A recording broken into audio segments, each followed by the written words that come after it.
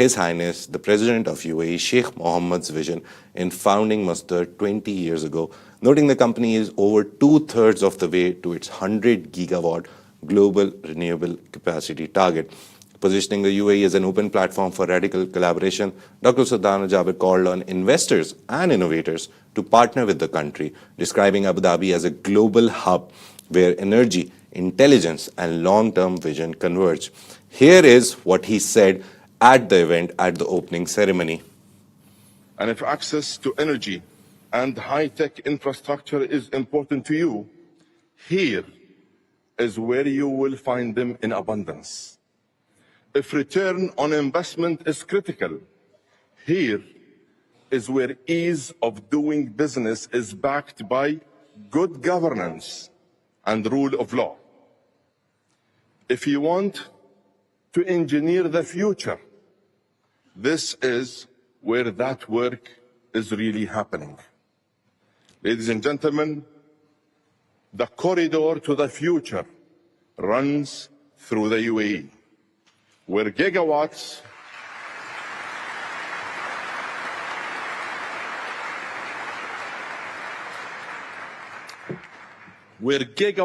of power meet terabytes of data, where energy meets intelligence, and where progress is not promised, it is delivered. Exactly what he said. UAE is the place to be, and Abu Dhabi is the place to be if you're looking for sustainability, if you're looking for energy, for AI, which we know is going to be the biggest challenge when we talk about AI and its exploration, its expansion. But on another note, in another world, in the US, Meta, the app behind so many big platforms, has appointed an Egyptian-born Dina Powell McCormick as its new president and vice chairman, elevating a seasoned finance and national security executive into a top leadership role as the company accelerates its expansion in AI and global infrastructure. Announced on Monday, the appointment marks a significant step for Meta as it scales multi-billion-dollar investments in data centers, energy systems, and global connectivity. Powell McCormick, a former Goldman Sachs partner and a White House official, previously served on Meta's board of directors and now joins the company's management team to help guide overall strategy and execution. She was born in Cairo and raised in the United States. Powell McCormick will work closely with Meta's compute and infrastructure teams while also building new strategic capital partnerships to support the company's long-term growth ambitions. Meta founder and CEO Mark Zuckerberg said her experience at the highest levels of global finance and government makes her uniquely suited, very nicely worded by Mark Zuckerberg, uniquely suited to lead the company through its next phase of development. Powell McCormick brings more than 25 years of experience across finance, national security, and economic development. She spent 16 years at Goldman Sachs in senior leadership roles and served 2 US presidents, including as Deputy National Security Advisor under Donald Trump in his first term and a senior State Department official during the George W. Bush administration. Here's Dina Powell in a clip talking about her book, which she wrote with her husband, and it's titled, Who Believed in You? We realized during COVID is that generation didn't just lose high school graduation and prom, they lost 2 to 3 years of human connectivity and mentorship from coaches, teachers, your first boss that really helps you understand how you should be in the office setting. They really lost that. And so we decided to start talking to our daughters about the fact that Dave and I wouldn't be where we are without people that believed in us. Then we started asking people like Condi Rice, David Chang, Tory Burch, Satya Nadella, who believed in you? And every single one of them said, without that person, that unsung hero, I wouldn't be here, and all of us wouldn't have been benefited from how they impacted the world. It's very interesting that she wrote this book with her husband. It was recently launched in last year, around May and June. This was the clip of her talking in a morning show about how people were affected due to COVID, but that they couldn't meet. It's actually a thesis into why work from home doesn't work, and working with people at a young age works, because you can always go to a go-to person and ask them if you need help. So this is what she brings to the table at Meta. She's going to build infrastructure. She's focusing on infrastructure because throughout the week we've seen news that Meta is closing down, it's firing people from its metaverse team, and they're now more focused on building infrastructure, which is data centers. So it's going to be interesting how she leads the whole strategy. But another person who is doing great, and he's raised the highest seed amount in MENA's history, former botim CEO, and he's the founder of Astrotech, which also has 4 other brands under it, apart from botim. Abdullah Abu Sheikh has raised $230 million to build MAL, an AI-native Islamic digital bank, marking the largest seed round in MENA history and one of the biggest globally at this stage. Backed by Blue 5 Capital and a group of strategic investors and family offices, MAL is being built in Abu Dhabi with a clear ambition to become the world's first truly global AI-powered Islamic financial platform. The timing really matters. Islamic finance is already a $7 trillion industry, serving nearly 2 billion people, yet it still lacks a single digital banking leader operating at a global scale. Set to launch in 2026, MAL is designed as a mobile-first, AI-native bank focused on ethical finance, inclusion, and intelligent automation, particularly for underbanked communities across the Middle East and Asia. The platform will embed AI across onboarding, payments, budgeting, and account management, moving beyond legacy banking models. With a leadership team that includes former executives, this was the interesting part about it, former executives from Revolut, a $75 billion fintech giant, and Nubank, a San Francisco-based, another digital-first bank. MAL is positioning itself at the intersection of technology, values-driven finance, and global scale. While still in the licensing phase, obviously, the size of the race signals strong investor conviction in the future of AI-led ethical fintech emerging from the region. And there is a video recently, it was posted on Abdullah Abu Sheikh's LinkedIn. He very nicely explains why in the age of AI, 2 things will matter. I'll let him tell you what are those 2 things.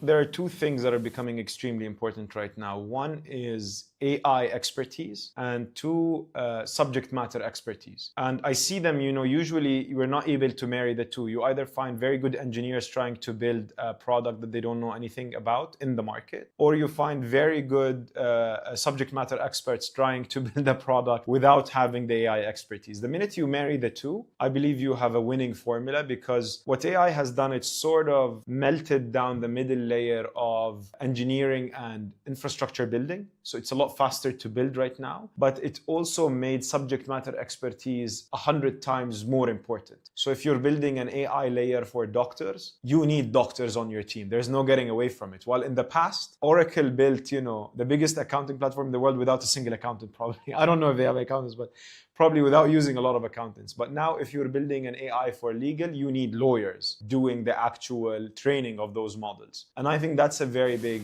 game changer for team structures, or how the way components of teams are looking like. It's very interesting that he says that you need field expertise.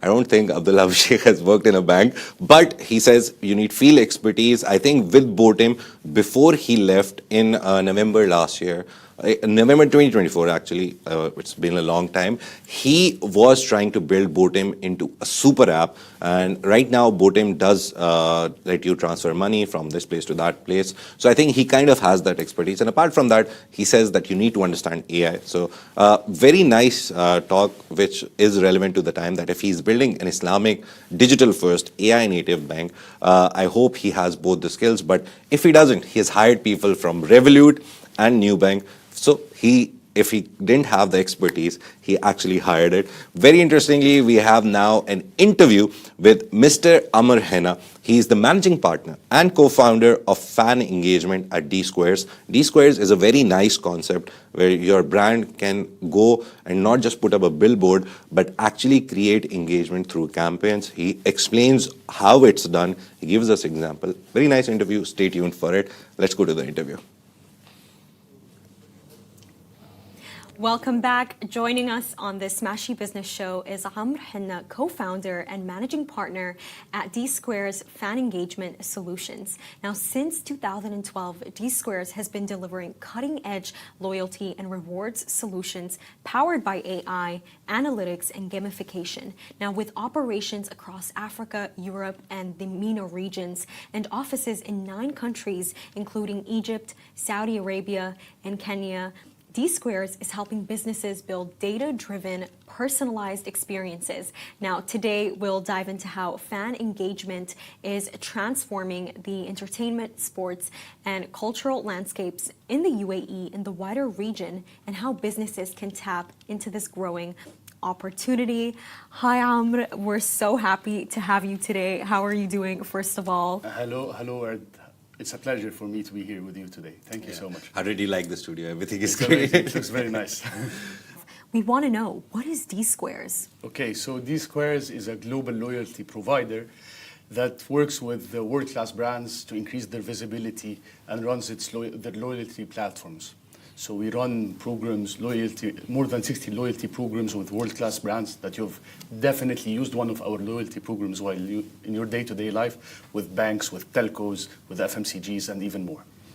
There's a lot of passion for high-profile entertainment and sports moments. How does Dsquare come into all of this? How do you guys, to be honest, the very first question is, what do you guys do and how do you guys do it so nicely?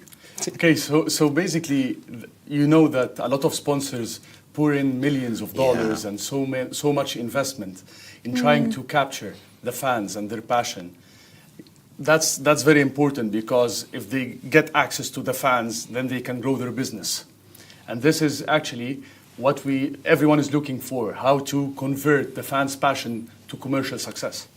So we at Dsquares Fan Engagement Solution try to solve this problem for the sponsors who invest this amount of millions and try to get some return on investment on this sponsorship. You know, but how do you actually create that real impact with brand sponsorships?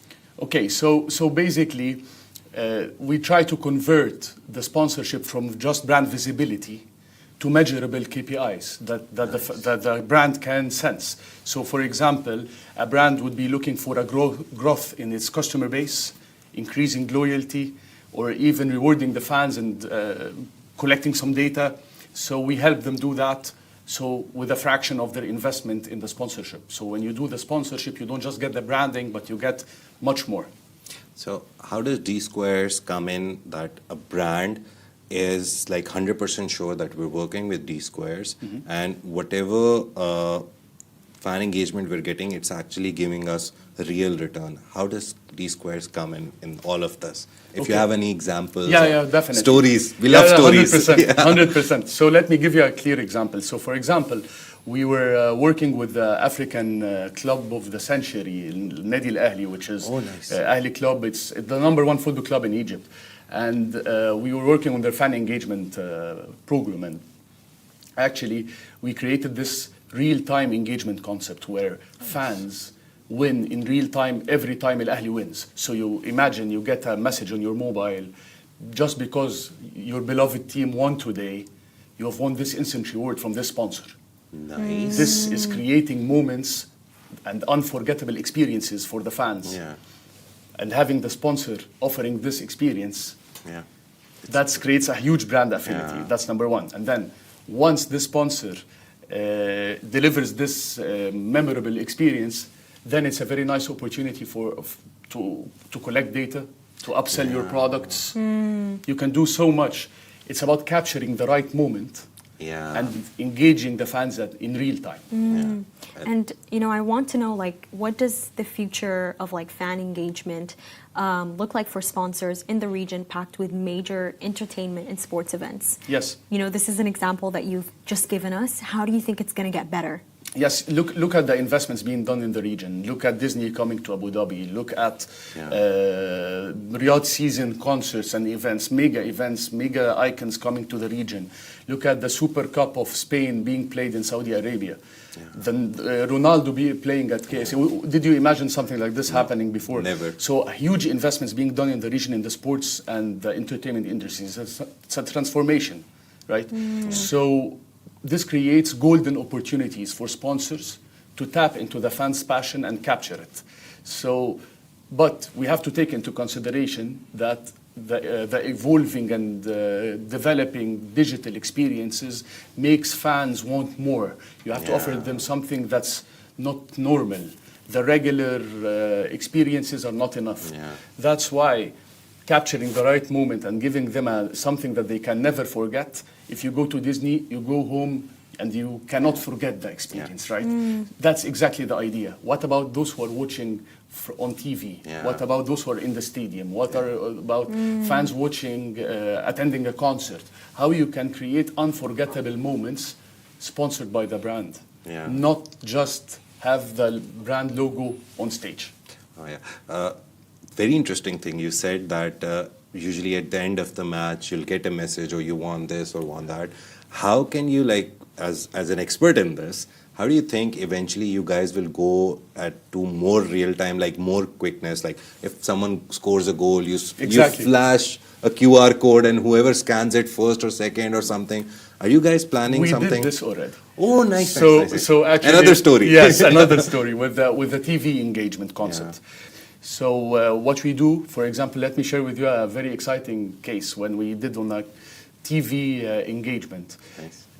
You go on, a QR code pops up on screen, you predict the result, and you get an instant reward. We tried this with the Egyptian derby between Ahli and Zamalek, and we got 1.4 million predictions in 9 minutes, not in 90 minutes, in just 9 minutes. It's like putting a viral video on Instagram or TikTok and getting like 1.4 million views, but now this is fan engagement and brands get real-time return on it. Yes. So fan engagement, what it really does is get masses of fans engaging at the same time, being rewarded in real time, and that's how you unlock the passion and how you deliver it on a silver platter for the businesses to grow their commercial business. Yes. How do you see the future? Where do you see the future of this going? Like more like minute by minute fan engagement, second by second. How quick are you going with it? Because we see you in the profile, it very clearly says now you're employing AI. Yes. And AI is making all the processes in the world. Like for us, we used to write for like 10, 15 minutes if we had to write like 200 words. Now it's quick. Like yes. So how does this help your industry, your brand, Dsquares? It helps us because it puts our product as differentiated versus the regular sponsorship activation techniques that has been there in the market. So this makes our real-time engagement very differentiated in comparison to the competitors. So actually, if you think about it, the world is evolving very fast. The fans have a very fast life. So if you will be missing out if you don't offer something in real time, and if you don't, no one, think of the second screen behavior. No one is watching the match full time, looking at the screen. You're holding the mobile, and that's why social media platforms. Let me give you something. In the World Cup 2018, $3 billion were spent by sponsors to advertise on social media. And on TV, $1 billion of which was on social media. So social media platforms, because they use the AI and because they are able to do this very heavy engagement, are able to monetize. Nice. Okay, so what we do is help the brands monetize as well, like the social media is doing. And, you know, my question to you, Amr, is because you just mentioned something so true, that for the fans, the experience is something so fast and, you know, everything is fast moving. How do you make sure that these fans get loyal experiences? How do you make sure that they stay loyal to you? Yes, so that's very important. What's very important when it comes to fan engagement is rewarding all fans. So we don't work with the concept of having 4 or 5 lucky winners getting a match ticket or a concert VIP experience. We make sure to reward everyone. And then everyone is a winner, is a killer when it comes to fan engagement. We utilize our merchant networks. We have more than 21,000 merchants to acquire our rewards and provide it to the fans. So that's how powerful our solution is. And Amr, what is the missing link between big ticket sponsorships and measurable commercial success for brands? What would you say that missing link is? The missing link is, again, the ability of the brand to have direct access to the fans. It's simply put in those terms. Think of Coca-Cola sponsoring the World Cup. Yeah. Think of a telecom provider sponsoring a football club. Yeah. How does their user base grow from that? That's what people are looking for. That's what the C-level management is always looking for. Our solution solves this problem. Nice. Yes. So yeah, because we talked about football club. Qatar Airways, we did, like recently the Mac and Chelsea partnered, so I was reading Qatar Airways, $70 million a year just to put their logo on the front of the shirt. Yes. And they don't know if that converts, but then they put up big boards offering special prices for people flying to UAE. So it's a very nice concept, the whole idea of Dsquares. Yes. It's like you're coming, you found a window where brands think that they just give money and nothing happens. There is no ROI. But you ensure them something commercially relevant also. With a fraction of their sponsorship investment. So they pay a fraction of a fraction to have our solution, to activate this sponsorship and get the commercial results they've been craving for. So yeah, 70 million, I think, instead of 70 million to put a logo on the shirt, if they pay you like 1% or 2% of it, you can get them better engagement. Exactly. Yeah. And we have this very nice theme for Smashi Business and all of our Smashi products, which is Driven Dreamers Doers. So I would love to ask you, as an entrepreneur, as a businessman, what is your best 3 advices for anyone who wants to come to the industry, who wants to become an entrepreneur, start something? What is your top of head best 3 things? Do this, do this, do this. Take risks. Yeah.